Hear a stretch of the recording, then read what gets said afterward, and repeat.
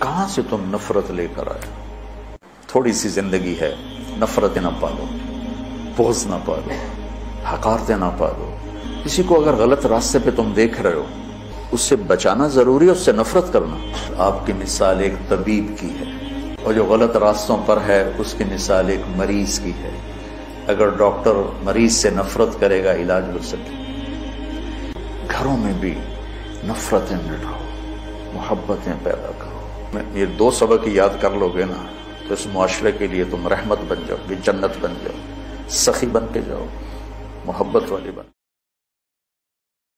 تو جب آپ کو قبر میں اتار دیا گیا تو مغیرہ بن شعبہ رضی اللہ عنہ کھڑے تھے، انہوں نے اپنی انگوٹھی اتار کے اندر پھینک دی لاحق۔ تو پھر کہنے لگے علی کہ میری انگوٹھی نیچے گر گئی ہے، اٹھا لو۔ ایک بہانہ کیا نبی کو بوسہ لینے کا، انگوٹھی پھینک کر فرمانے لگے علی وہ میری انگوٹھی گر گئی ہے، اٹھا لو۔ سب دیکھ رہے تھے کہ پڑی ہوئی کہاں، اٹھا لو۔ تو انگوٹھی کیا اٹھانی تھی، نیچے جا کر اللہ کے نبی کو لپٹ اور دھوڑ دھوڑ رونا شروع کیا۔ سب صحابہ کی چیخیں نکال دی۔ انگوٹھی تو ایک بہانہ ہی تھا۔ آخری شخص جس کا جسم نبی کے جسم سے ٹچ ہوا وہ مغیرہ بن شعبہ۔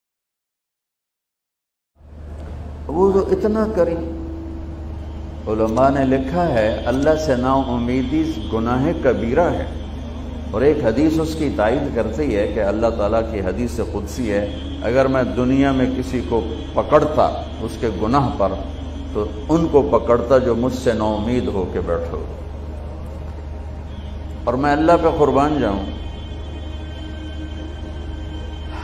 میں کسی کو 1 2 3 دفعہ سے زیادہ معاف نہیں کر سکتا، پھر میری بشری کمزوری کھڑی ہو جائے گی، میں کہوں گا دفعہ ہو جا، اب کوئی معافی نہیں، چاہے سگا بیٹا بھی ہوگا، میں پتر بس ہوں تو وکھرا ہو جا ساڑھے کو۔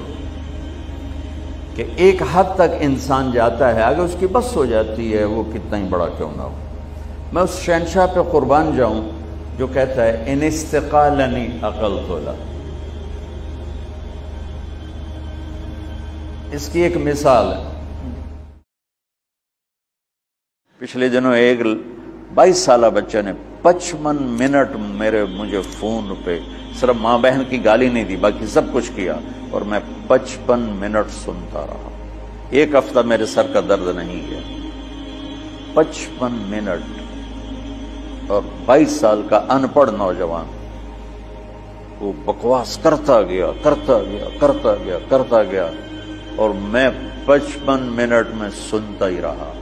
ہر تھوڑی دیر بعد میں کہتا بیٹا کوئی ٹھنڈے تو ہو جاؤ، کوئی ہنس کے تو دکھا دو، کوئی آؤ، کوئی پیار محبت کی بات بھی کر لیں۔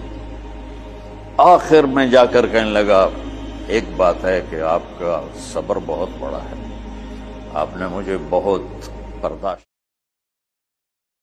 بھائیو محبتیں مٹ گئی، مجھے 20 سال ہو گئے یہ پیغام سناتے ہوئے۔ اللہ کی قسم اگر دلوں میں نفرت ہوگی، نہ نماز کام آئے گی، نہ روزہ کام آئے گا، نہ حج کام آئے گا، نہ زکوٰۃ کام آئے گی، نہ یہ دیگیں چڑھانا کام آئے گا۔ اگر دل صاف نہیں تو ہر شے برباد ہو جائے گی۔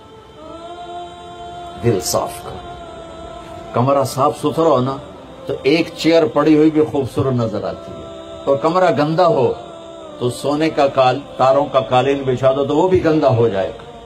صاف دل کے ساتھ تھوڑی سی بھی بندگی کرو گے تو اللہ کو خوبصورت نظر آئے۔